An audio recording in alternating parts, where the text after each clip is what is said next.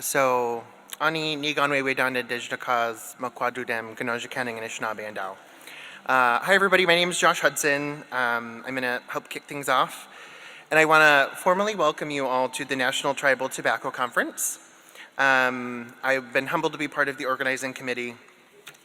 So whether you're here in person with us or if you're joining virtually,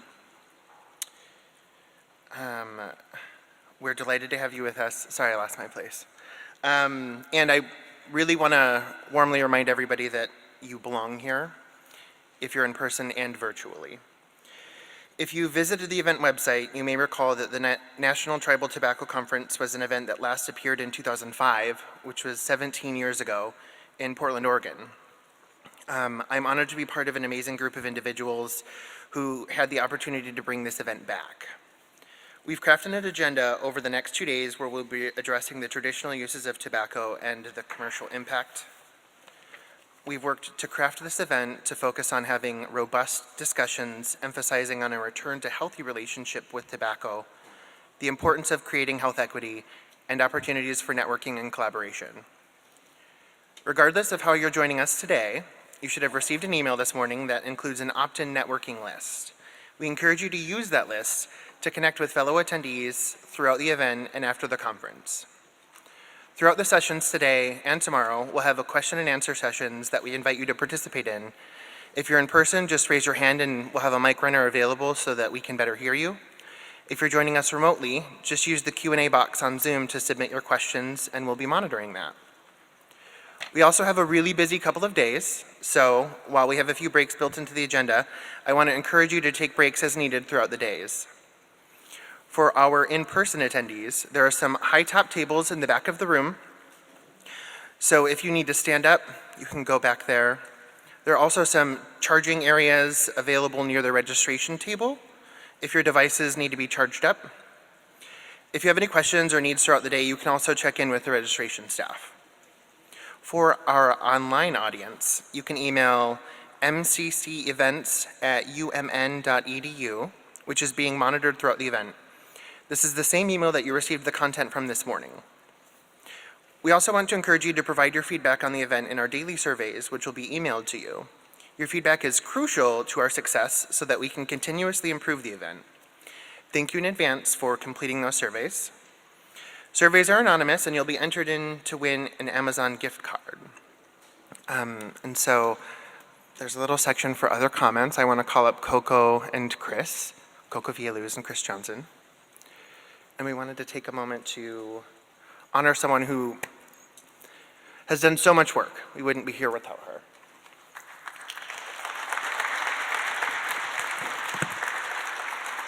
Good morning. We're doing a little shift in the programming, but we would love to invite Lissa up to the stage.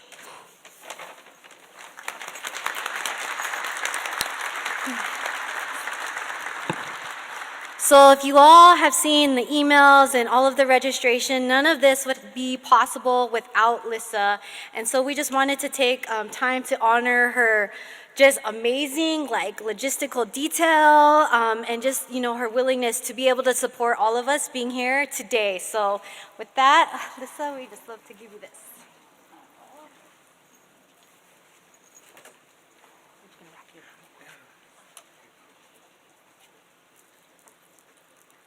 All right, let's give it up for Lissa.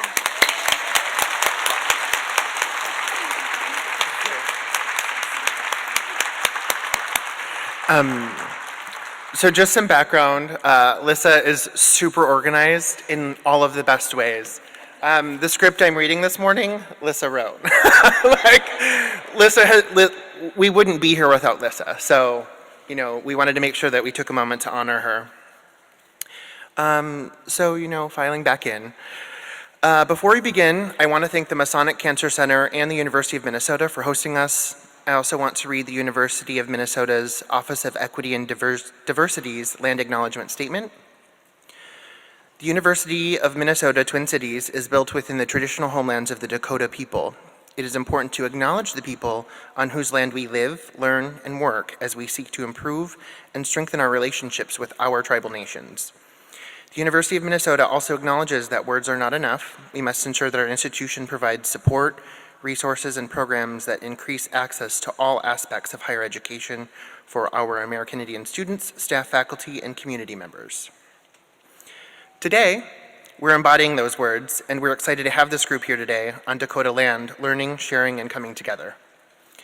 I also want to thank our supporters. This event would not be possible without the support from Dr. Dorothy Hatsukami, the Forrester Family Chair in Cancer Prevention, the National Native Network, the National Institute on Minority Health and Health Disparities, the American Indian Cancer Foundation, the Robert Wood Johnson Foundation, and the Masonic Cancer Center.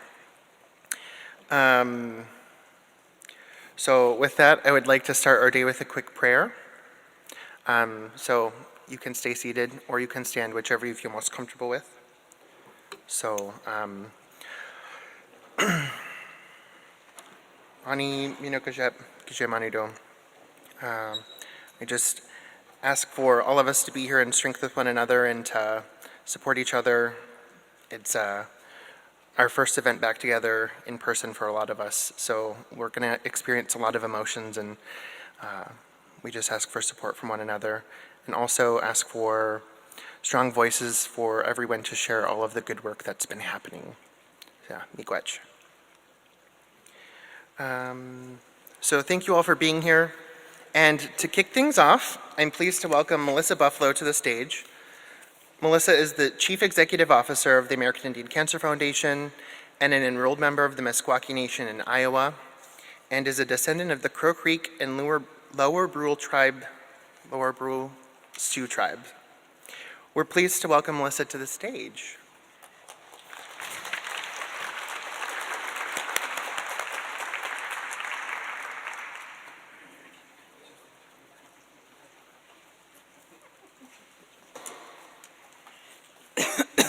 Thank you, Josh. And good morning, everyone. Hihani washte. We are delighted to welcome Lori Newbreast as our opening keynote presenter this morning. Lori is a member of the Unskapi Bagani Blackfeet Nation in Montana and a member of the Sitsake Dapi Blackfoot Confederacy of Canada, US. Lori is dedicated to professional collaborative engagement with tribal, indigenous, multicultural communities, and federal, national, state, international entities, public and private foundations in the worldwide indigenous wellness movement to honor the strengths of cultural practices. This morning, we have the privilege to hear from Lori on a retrospective reflection of the impact of historical distribution in Indian country of indigenous tobacco control within the matrix of cultural paradigms, contemporary jurisdictions, health promotion strategies, and inclusive of cultural practices, of community-based practices to support restoration of healthy community well-being. Welcome, Lori Newbreast.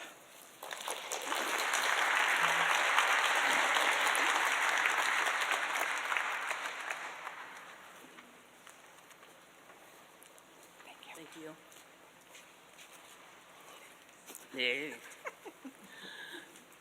Yeah. Good morning. Okay, natana ko aste neki ki amspak pikaniaki ki sitaketa biyaki. I come from the Blackfoot Confederacy in the current territories known as Alberta, Canada, Saskatchewan, North Dakota, Montana, but not all of them Montana, because my Apsalika sister, Miss Benz, is over there, and she would like say, hey, right. So I want to welcome you in my Zoom family. I love you. Last night we were told there were 170 folks. So you know how we all say we take all the ancestors with us? So today, those Zoom families, you're part of our family. So now I'm your cousin. So from now on, when we're in that electronic medium, I just want us to be who we are. So first, I'm old school, or as Donis likes to say, old G in tobacco. And the thing that happened at the beginning, 20 20 years ago, 22 years ago now, is at the beginning of every conference, they would be very mindful of who's listening to your words. And that's what, this morning I know every ancestor I've ever that contributed to my DNA is listening to me, but also who's in the room. How do you, how do you belong to tobacco? How do we connect to tobacco? So really it's my privilege today to start off to remind you, people who have been in tobacco less than a year, please stand up. Less than 1 year, somebody's giving you a paycheck. All right, be proud. Ooh, okay, everybody look around. Right? See those people standing? They are the future. So the future is now. If you have more than 5 years in tobacco, please stand. Stay standing, newbies, come on now. 5 years, woo, look at this. Look around the room. And I didn't go to decades, okay? Now, everybody who has less than 10 years in tobacco, please take a seat. Less years, Coco, less than 10 years, take a seat. You've been in here 20 how many years? Oh. Okay, so we had those first year people stand up, right? So if you're wondering, you know, because sometimes when you come into to tobacco, everyone is filled with so much passion. It doesn't matter where you come from. People are passionate, and that can be kind of scary post-pandemic. Our brother Josh reminded us, right? If this is your first in-person gathering, but these are the people, the seasoned, they've been through many harvests of tobacco that you can count on in the future. Because, you know, right now on the internet, you can find anybody, right? There's an eye in the sky right now, there's cameras, right? And the other thing that in tobacco was please, let's give them a round of applause, because anyone that's lasted through over a decade. So the other thing that I want to sort of acknowledge, that it was common to ask people in the audience or on Zoom, is there a representative from the commercial tobacco industry?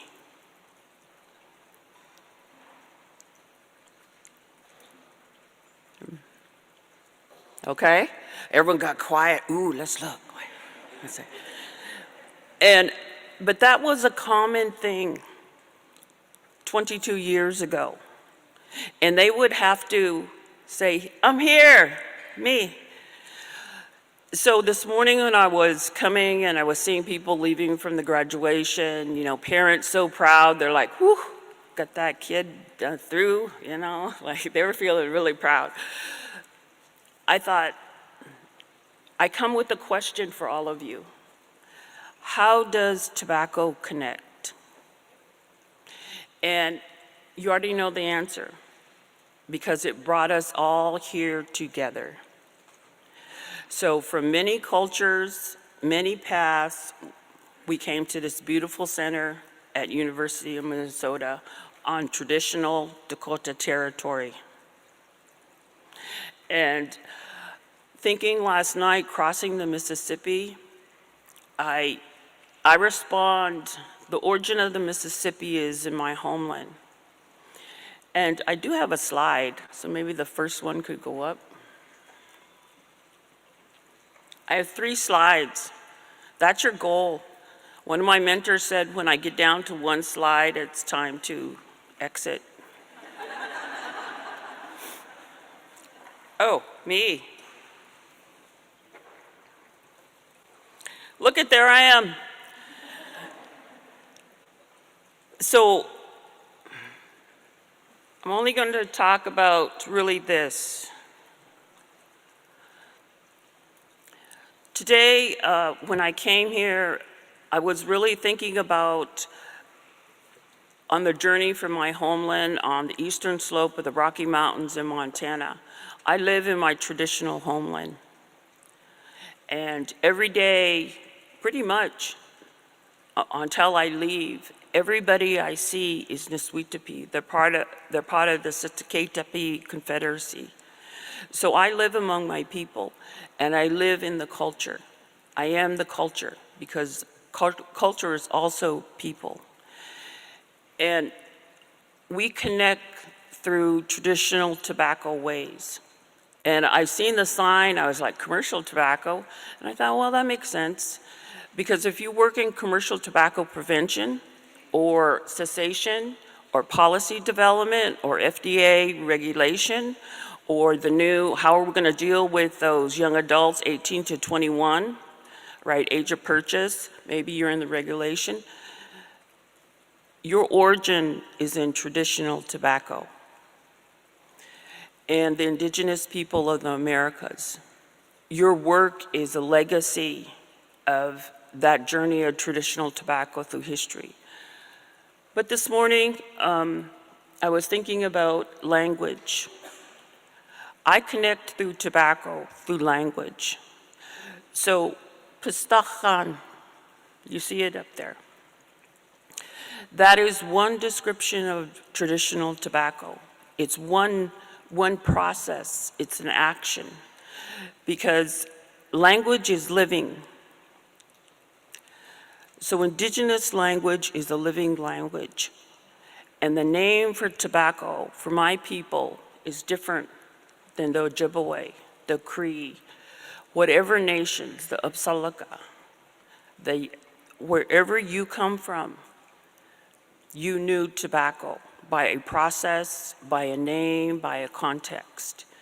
And so Pistakan really is 5 names away from when you go and you engage in relationship to the earth, land, and water, the seed, the sun, the air, the rainfall, the process of prayer of preparing traditional tobacco. That's how I connect to tobacco, through ceremony. And I literally owe my very existence to stand here today to traditional tobacco use, to Pistachan, to my ancestors. And for my people, that is a central gift that we were given by how we describe the Creator, to use the English word. And we received that gift in order to learn how to live together, to not just human, because I thought of this last night too, when I was crossing the Mississippi, and the origin of the Mississippi, the headwaters of the continent, the water that comes from my home flows through the Mississippi. So really, I have a part of home here.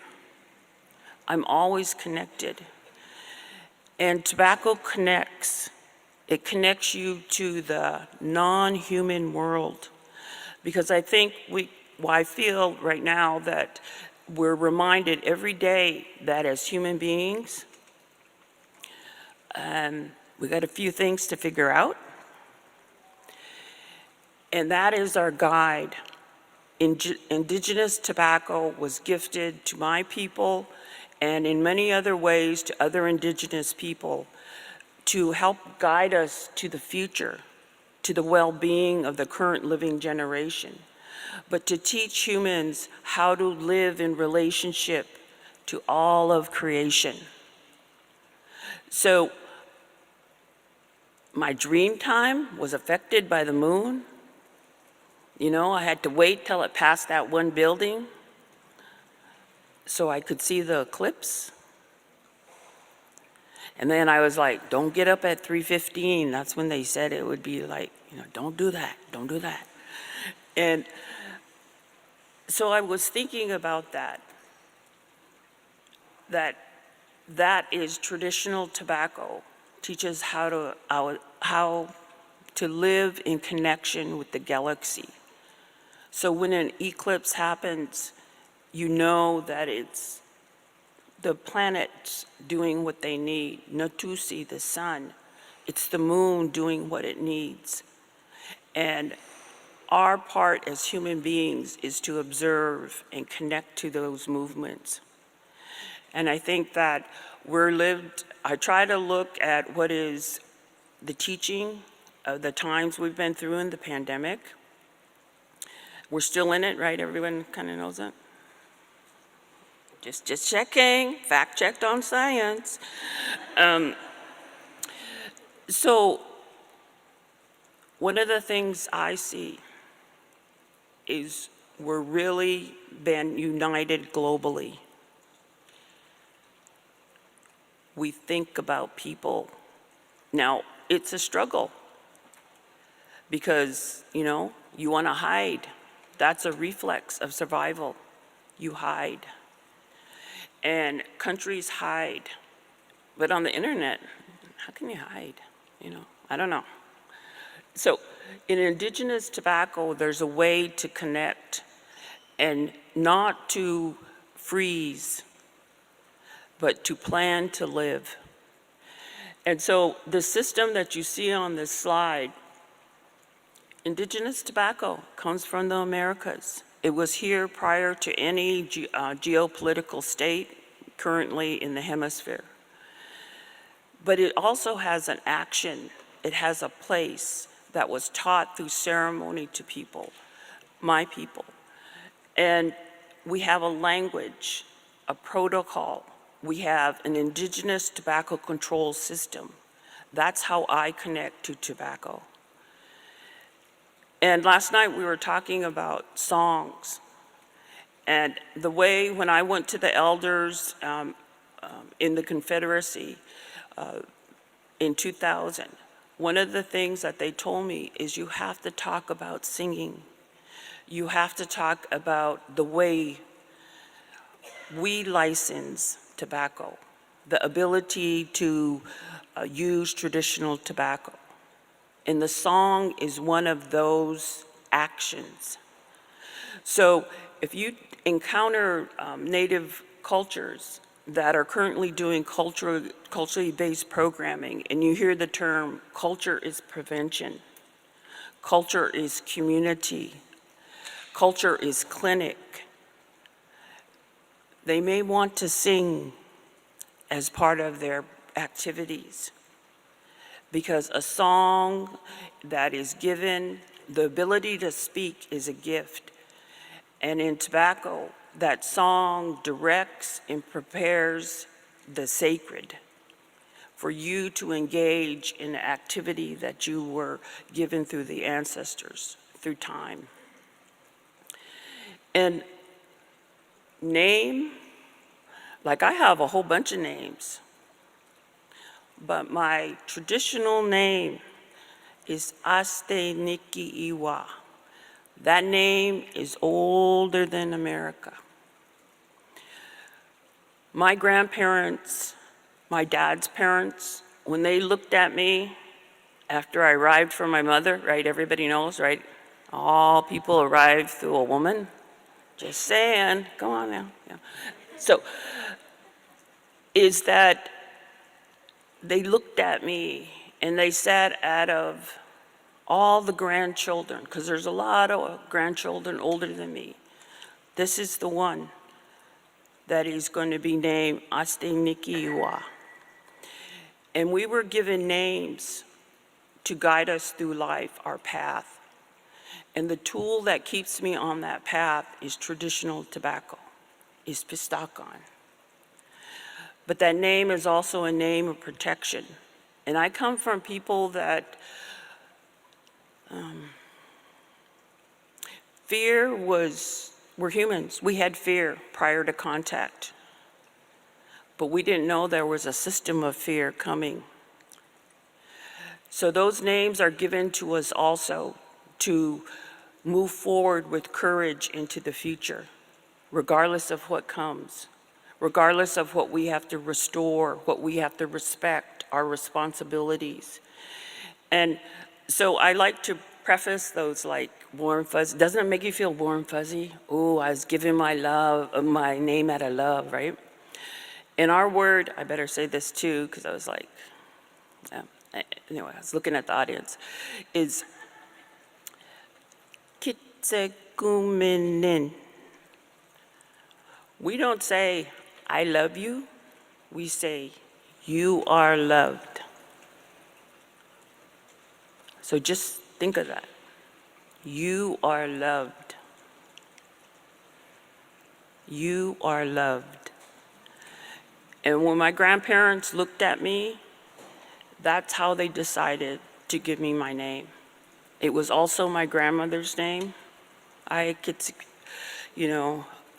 grandmothers, Kitsipin, Matsika, Naminimach, they all knew the name that could be giving, Astenikiwa, but they gave it to me, And everybody reminds me if I'm acting out when I was younger, like I've seen some of the youngins in here, it's okay. You learn from acting out, from doing stuff, going on adventures. Go on adventures, be brave, be adventurous. That's part of living. It's time to live again, right? So you have those values of being loved. You are loved when you arrived. You have a name that helps you belong. And in traditional tobacco, I know that the practice that keeps me on those spirit paths of being named, being an indigenous person, is how I connect to tobacco. So the translation of my Chitketepiyaki name is in one version, but there's a long version. I learned from Frank from Alaska that this is the short version. Kills close. But my father, through years of telling me the explanation, so it took years, says it's about going out, seeing, almost always knowing, and not that I can read your minds, because right now I'm not sure I could read maybe 60% of the minds in the room, but no, I'm kidding. Well, maybe 7, no, all right. Yes, I could read your mind, that one person that was thinking that. So,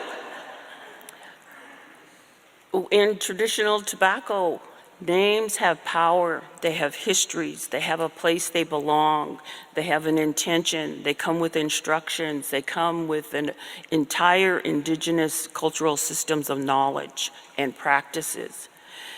And so now that we did the roll call on years, I would like all the indigenous people that are currently in the room, and you too, Zoom family, I didn't forget about you, my Zoom family.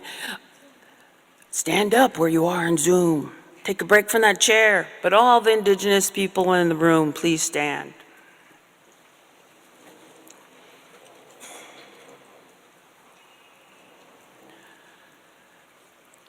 So if you're looking for a miracle, just look at who's standing. And we are here, we gathered because tobacco brought us together.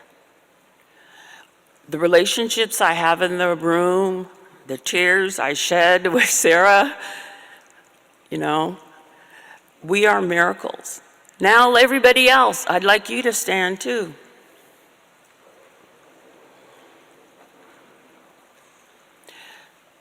Tobacco brought you here. You belong to this group of people, and you are also miracles. If you survived the last 2.5 years, right? It's time to own that the miracle of living, of the privilege of walking into the future, we live by acknowledging and belonging again to all the human family. So please take your seat. I also wanted, I'm practical. I wanted to give your bum a break.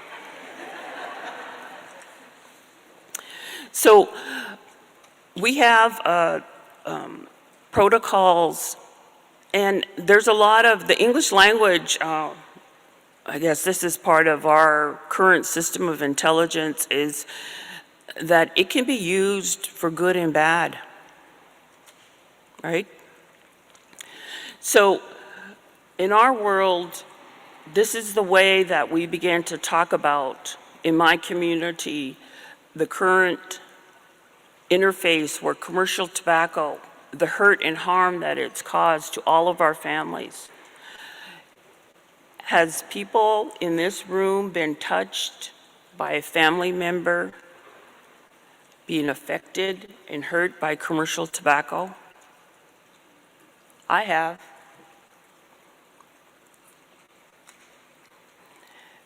That's the harm commercial tobacco interfaced with traditional tobacco. That was for spiritual, cultural, and ceremonial purposes only. And if it was exchanged, if you came from a culture that traded with other cultures for traditional tobacco, that exchange was a sacred exchange. It was the interconnectedness of all things.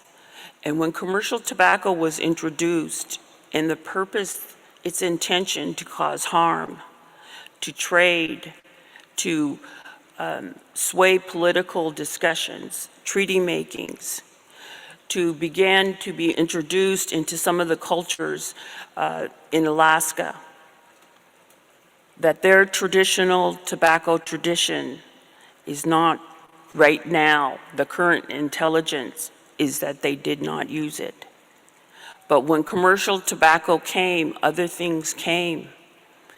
If you see in Indian country that a tobacco program wants to maybe partner with the boarding school healing coalition, it's because commercial tobacco was also given to children during that time in those institutions. If you see that a program wants to partner with the veterans, that many of our armed services veterans of all genders and all nations that served, they too were given commercial tobacco along when they were experiencing war trauma. So commercial tobacco began to be introduced, but it was necessary in order for that proliferation to make first illegitimate, then illegal, and then illicit. So traditional tobacco went on its own journey, its own underground journey during the 1880s. 1883, if you want to look it up, there's some articles. Talk to Coco in her presentation, she'll be talking about those. But so we had the interface of where circle thinking, holistic cultural thinking was touched by binary, by a non-traditional way to engage with tobacco. And so if I've learned those places where the line touches the circle, one of our elders, this is how he explained to me, and he's still living. He's on Sitsikatipi business in Canada right now. But he told me, his name is Reggie Croshoe, he lives at Apatupikani, and he said, confusion is normal when the line touches the circle, and it creates a synergy. And that synergy, we still practice tobacco after 1883, but it became illegal for us to possess it. So what was brought to us? Commercial tobacco, the tobacco of traders, and the actions, the protocols, the systems still withheld because they had what they needed for necessity to get through that time. And now we've lived through that time. There's changes every day in every community around traditional tobacco, if that was their tradition.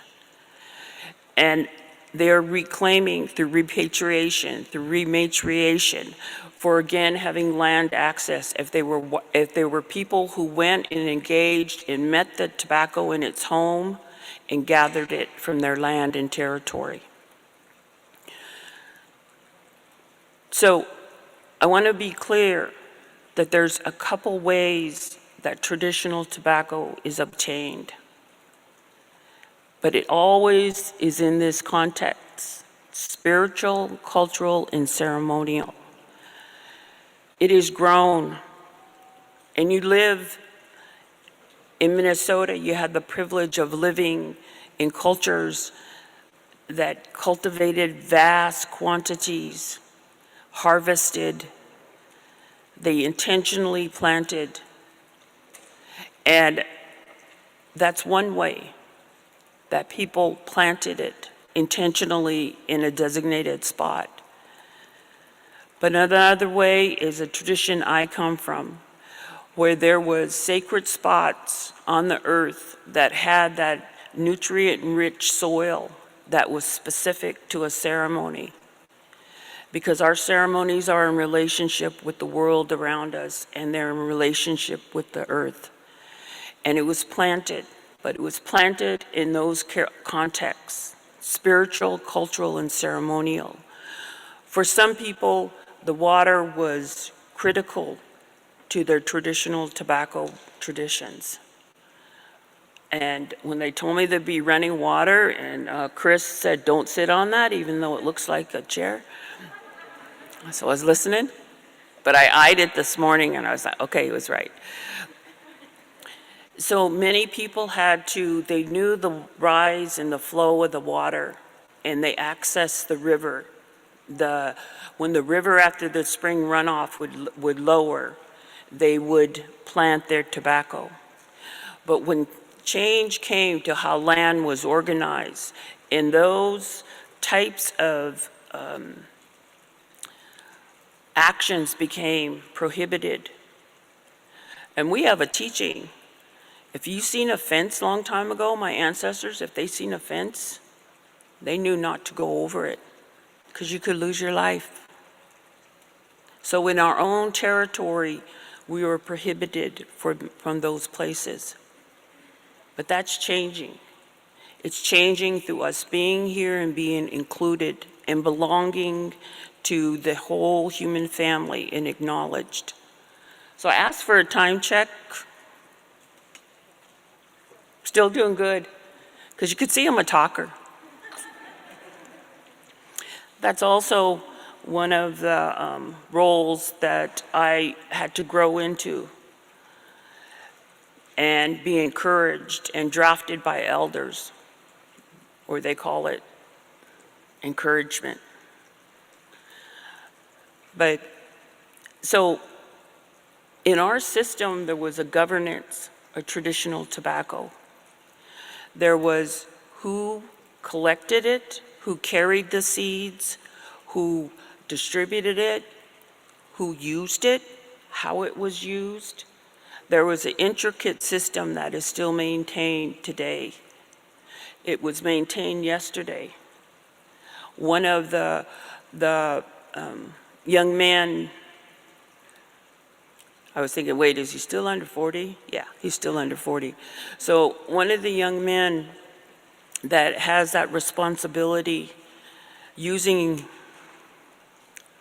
our cousin, the internet, I consider it, Siri's also my cousin, and so is the GPS, just let you know.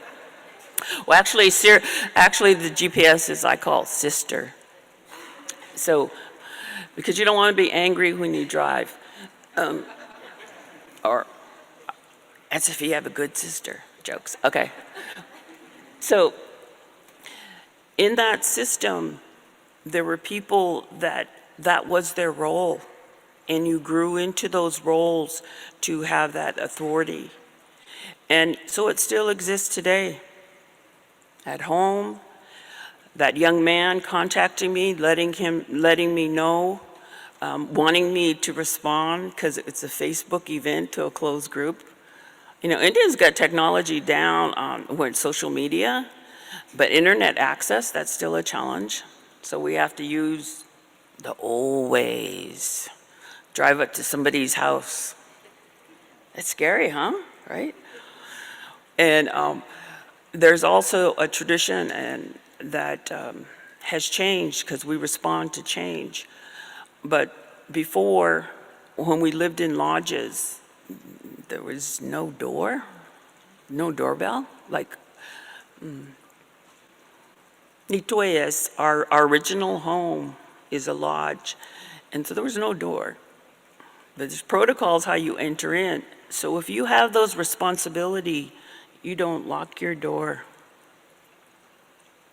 So how many of you that currently live in a beautiful urban area feel good with that? Your door cannot be locked. And people could just go in your house. They were like, uh-oh. That's how much trust and love and safety were in our communities.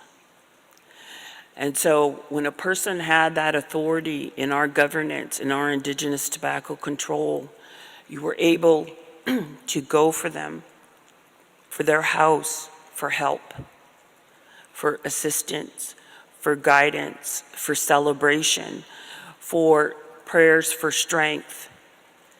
Prayers that because you were blessed with another member of your family being born. Or in those times, we did not fear that part of being born is also that one day we would rejoin the spirit world, the ancestors. And at those times, that was also part of our tobacco traditions to help us make that transition. And for those, the living people left behind, the restoration through a grief process that celebrated life. And I had one auntie, she's on the other side, but there are moments when she comes to me, you know, I was like, okay, I'm behaving, so it must be good. No, I'm kidding. This was her slogan. So in the land of nanosecond and hashtags and 0.4% attention span, seconds, 4%, 4.4, right? People can pay attention. Right now, we're going to take an attention break, and you're going to look at everybody at your table, and I mean really look at them. Meet their eyes, okay? On the count of 3, don't be afraid, you're brave, come on, we all made it here, or, you know, we're working on our bravery muscle, okay? Now come on, look at everyone in the eyes. Did you look at everyone in the eye? You didn't look at Gina in the eye, come on now. Okay, look at meet there and look them in the eye, in that loving way, that loving public health way. That loving public health way. Now, if any of you do AIDS, HIV prevention, I did not see any condoms, but maybe next year at the next conference. So, traditional tobacco, even that, there was a way that we made families. On my father's side, I am the member of the Black Door. On my mother's side, I am the member of, in English it translates to bull shoe, but it's actually the hoof of the bull, buffalo bull. And we have a lot of catchy sayings. So that's the side that my aunt comes from. And this is her saying, life is for the living.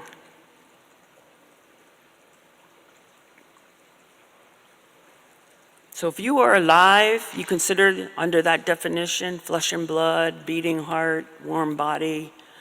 Who doesn't know their temperature nowadays?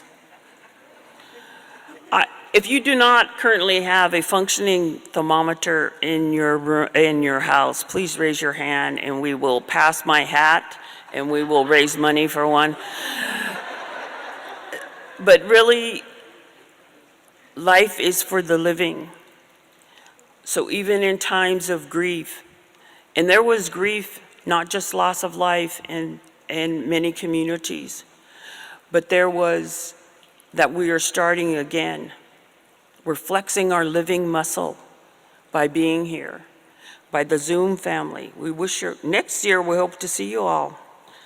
But I don't know, next year we have to have more t-shirts and hoodies that are over there from the Creative Connections project. Project, sorry, process. I live near the Canadian border. So in traditional tobacco, there is a governance system. And it has those three expressions, those principles and value. And today, it is living. So traditional tobacco is living because life is for the living. And I've heard many stories of victory, of restoration, of reclamation, of rematriation around traditional tobacco in my lifetime. And I'm a product of that. When I reflected, I went one time huckleberry picking with some elders from the Washoe, from the Warren Springs Reservation in Oregon. And I was the only young people, like when they said, we're gonna go huckleberry picking, I could see like some of the other young people were like, oh, well, I told my uncle I'd do this, or, you know, like they were kind of like, oh. And I was like, I'll go, you know. And it wasn't my tradition, but I knew, I was like, can those two elders really get all the huckleberries that are needed?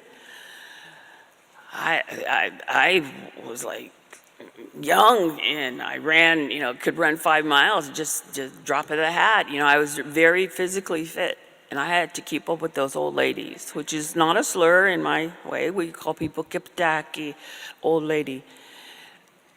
But they were instrumental in my tobacco journey. And now, when I know that their ways include that access again to traditional tobacco, I'm grateful for that. Because our system was about the generosity of teaching intergenerationally. So if you have a youth program and everybody wants to bring their family, their cousin, their uncle, their auntie from another res that lives outside the user population, it's because generosity is intergenerational. And we teach and we transfer knowledge. So I left my bottle of water. Don't dip it in there now. I think it's empty. I'll be all right. Right? It's empty. Oh, look.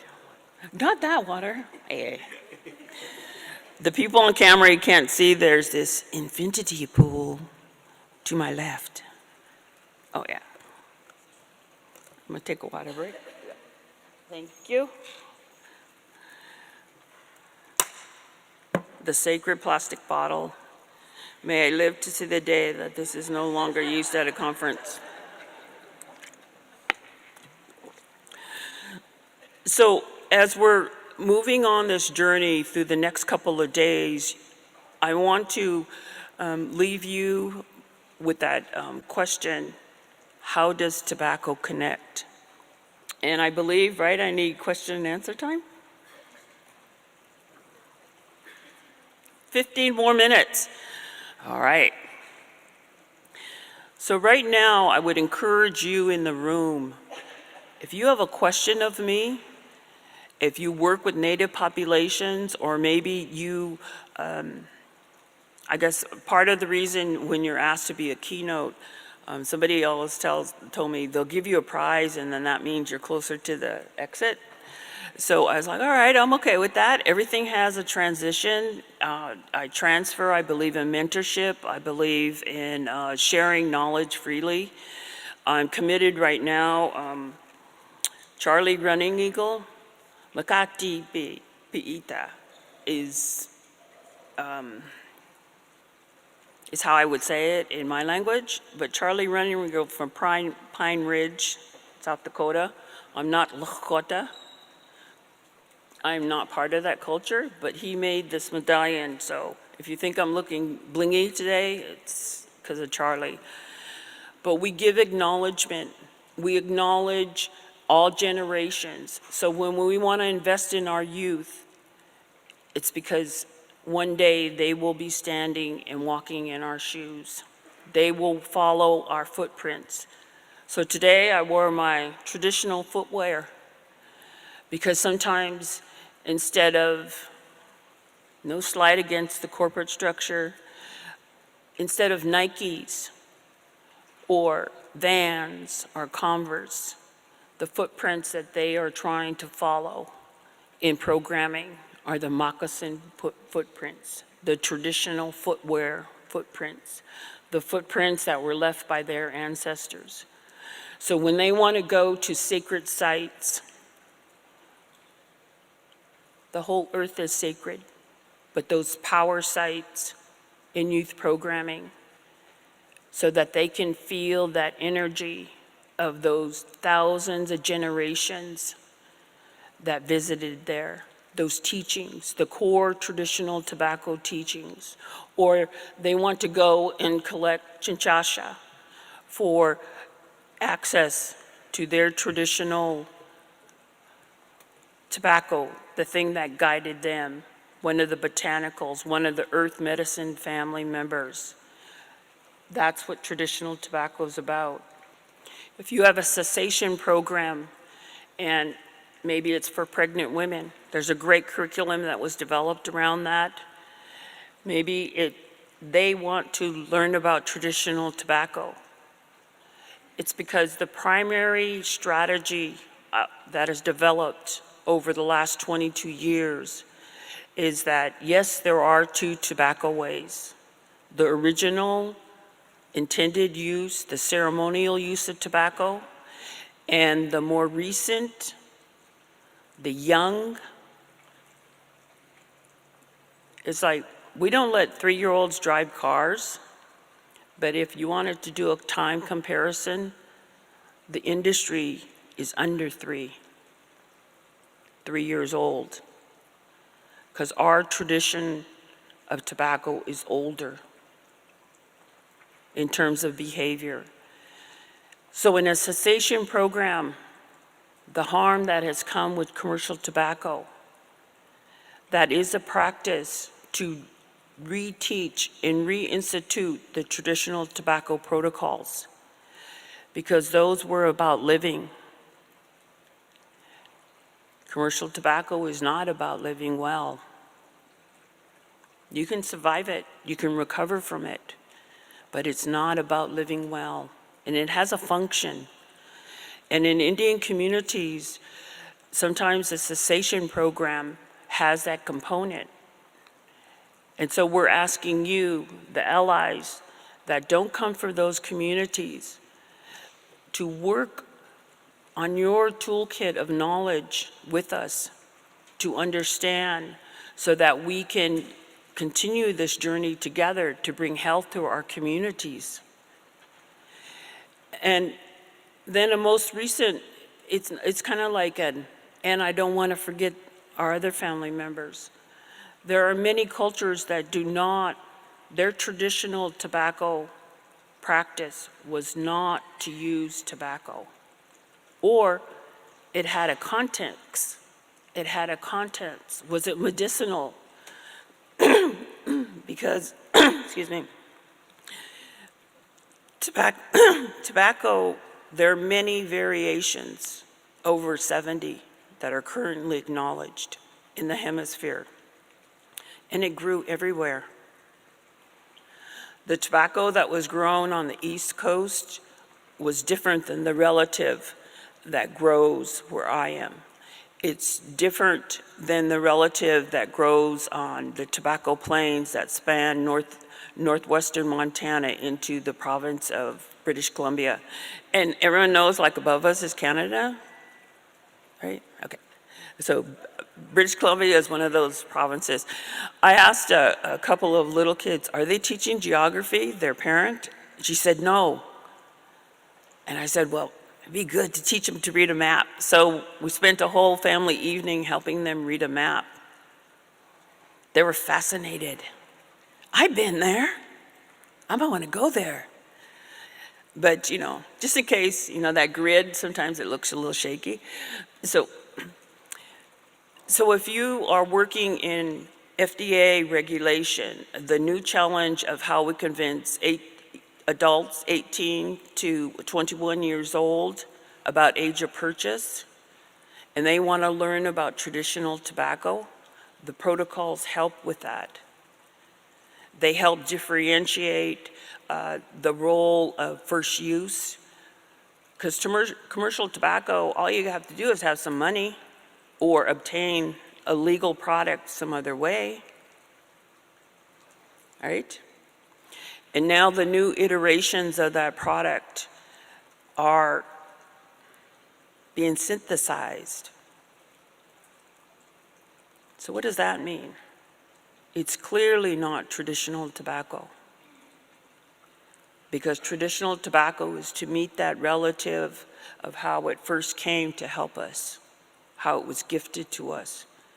So in regulation, if you understand through economic development and FDA that tribes want to manufacture, they will still sell a legal product. They will not smuggle if taxes are raised. Let me say that again. They will not smuggle if taxes are raised on a product, because part of our legacy from the 1880s is that cultural characterization of Native people, that we do things that are illicit. And I believe they call that now in profiling. And we all know, right? That did not work out well. It is not working out well for us. If you're profiled on gender, race, ethnicity, any of those categories that they've thought up. So if you're working in tobacco and you wonder why, like a conference like this has such a diverse planning committee, why they spent long hours in meeting, creating those circles of diplomatic, safe circles to begin to ask questions. I don't understand traditional tobacco. I don't want to, what language do I use? Who do I ask? How do I go to your community? How do I do work with them? How do I meet them? They created, so you already have in your easy reach over the next 2 days, those planning committee members, if you want to know how they planned this conference. So as we move forward in tobacco, the new buzzword, I was like, let's look up the origin of that word equity, and usually it's about commerce. A lot of English language relates back to commerce, exchange, the etymology of the English language. It's fascinating. That's my side hobby. 5 minutes?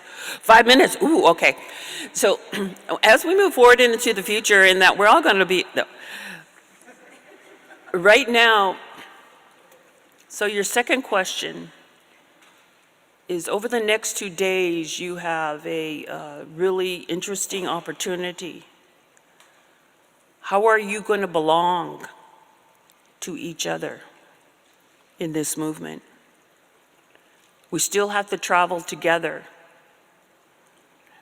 because last time I checked, commercial tobacco is not going anywhere. It hasn't been banned by non-Indigenous people using it, right? Okay, right? Still here. So we're going to have to move together. And we're at a unique opportunity where we can have more new partners. It's okay to widen the circle. That's the beautiful thing about circle thinking. You just expand the circle. Where's a table, limited number of chairs, right? A circle has the capacity to be inclusive. And that's how we move forward. But was there any burning question, like somebody on fire in the room? They're like, is he going to let us stand up again? Let's stand up for the last before I had 3 minutes. Everyone, rise up, my people. Rise up, it's the new day in tobacco. So I want you to give yourself a stretch and take in some new air. Sacred breath. So we're coming down to the end of the keynote. And I just want to say that the Creative Connections Project, the University of Minnesota, the Robert Woods Johnson Foundation brought me here today. And they have designated a room, so if maybe there's some conversation you want to have with me or one of our team, Creative Connections, raise both hands. And we were gifted some like Lakota made deodorant last night, so I hope they all used it. So the Creative Connection family during the conference also, and there's many people, Lower Sioux, you know, I'm looking at, I'm like, no, I know that's not my cousin, but she looked real familiar. Okay, there are many people here that are also can talk to you. And then I would like to, it's not a dating service, Creating Connections, as Coco says. She keeps reminding me, no snagging. Well, you know, I'm all about love, so I don't know. Sometimes, you know, okay. So, but also to encourage all of you that have chosen to carry that message of traditional tobacco. You're in the right place. Keep doing what you're doing because we are backed up by all the ancestors and the hopes and dreams of the unborn, those future generations that will look back. You are their ancestor. So make sure that selfie looks real good, but realistic. You know, I don't want, well, maybe the future generations will have those big eyes. I don't know, you know, maybe they'll adapt, right? So as I end today, and there was no burning question, I am just, oh, one.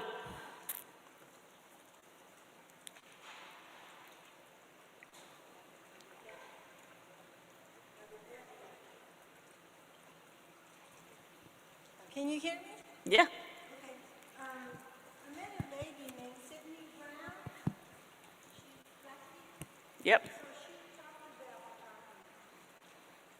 state research. Was it IRTs? Maslow. Yeah. Mm-hmm. She said Maslow had taken their way of life and did his own. Where does tobacco fall in there? Yes, that is the core of, so Maslow, any psychology majors? Wait, I just want to put oh, yeah, one in the back. Be proud, woohoo, Coco, okay. See, no, not that we're going to form a psych room, but you know, so her question, Maslow did come to the Sitaketapi, to the Confederacy in the 1930s. And he's seen our way of life. But what he didn't understand, so good guy, right? Optimum, you know, actualizing, self-actualization, you know, be the best person, human being you could be to everybody that you meet. So his pyramid was actually based upon an observation of our lodge. But he didn't have the understanding that the spiritual not only held the very earth together that lodge was erected on, or that the spiritual was also what kept that lodge peaceful and safe, or that the spiritual was our way of life. And I have a funny story about him, but that's a longer story. But he got something that our value, our traditional tobacco, is so that the well-being and the safety of every family member is worked on daily. And what he observed there, he said our kids were too generous because they didn't hit each other. That's a taboo in our culture, to strike another member. But trauma and change brought that. And you're going to now hear a lot about the Indian boarding school because, you know, the Department of Interior released a report earlier this week. And Maslow brought a part of the way we think, but that's the traditional tobacco way. In our most ancient cultures, systems of knowledge, the tobacco was given to us in those sacred teachings that we carry. And so, yes, that was about us. But if you go forward without us, you'll always have partial story. So I like, you know, there's another saying, nothing about us without us. That works for all genders too. Just saying.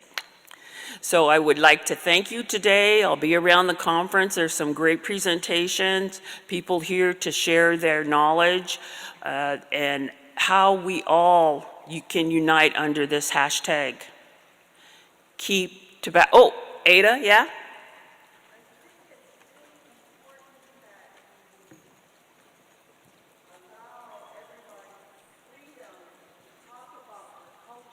Integrating the linear perspective into the holistic perspective. I think that's really important to be given that Yeah. permission when you're starting into maybe the tobacco world or to present it. Because that's the key thing that's always when you walk into a program or an environment that you're not, you know, used to, you bring. It's okay to be given that permission. And I think that needs to be really emphasized, that we bring our cultures into every single event, presentation like you're doing, you know, in developing that program, that is okay. And if they don't have the knowledge keepers there, they can reach out to this whole pool. They can reach out to you. That permission and that freedom, because you're talking about the boarding school, and we've been very well brain trained as boarding school survivors, that, you know, the do's and don'ts. And I think when you talked about Maslow, and you talked about how he was observing the village, one of the things that I read about it is he was just so amazed by the gentleness, the generosity of what he observed. And he wanted to take it and develop it, you know, correct me, and bring it back to the whole concept of what he was trying. And that spirituality is also, I think, needs to be added too. Because we feel like, oh my gosh, you know, this timeline, and a lot of once new into it is like, oh, we got this timeline. That's linear. And I think how you presented it, you know, in that frame is so important for that, like you said, freedom to be who we are, you know. And I think you really have to, you know, just verbalize and say, it's okay. Just wanted to make sure that that's included. Because a lot of times we're like, when you're new into it, they just don't have that freedom to celebrate the indigenous way. You know, anyways, thank you. Thank you. Okay, so we did not rehearse that, but right now I give you all permission to, when you're new into tobacco or you're rebooted in tobacco, you're joined, because some people get, it's the good recycling, they come back. But you have the permission when you're presented with linear thought to present and be cultural, be who you are and be who you want to live in the future. Work for the way you want to live. You have that permission to go out there and seek out cultural knowledge, help, support. You don't have to do it alone, because that's the one thing we never did. We never were alone, unless only that was a special position in most tribes if you were allowed to go out and seek and come back and report, or in a group. So, thank you, Ada, my Apsalka sister from the Crow Nation in Montana, that if you want to hear about a beautiful way to keep tobacco sacred, visit with Ada. Approach her. You see, she's a knowledge keeper. My sister that asked the question about Maslow, if you want to know the book they read, it's on YouTube too, but don't cheat. Eh. All right, so I see them, they're coming up, so I'm ready. It's been my privilege, and I'll be around, so, you know, my hat has a secret money little thing in it. No, I'm kidding.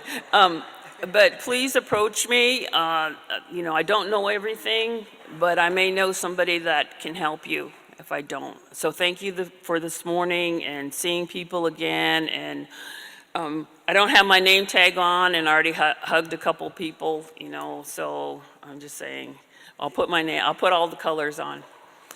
So thank you again to the planning committee, and So if we can just give a round of applause and acknowledge Lori.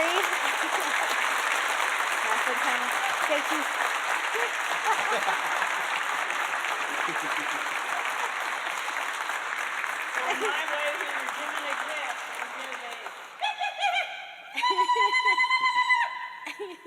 Thank you.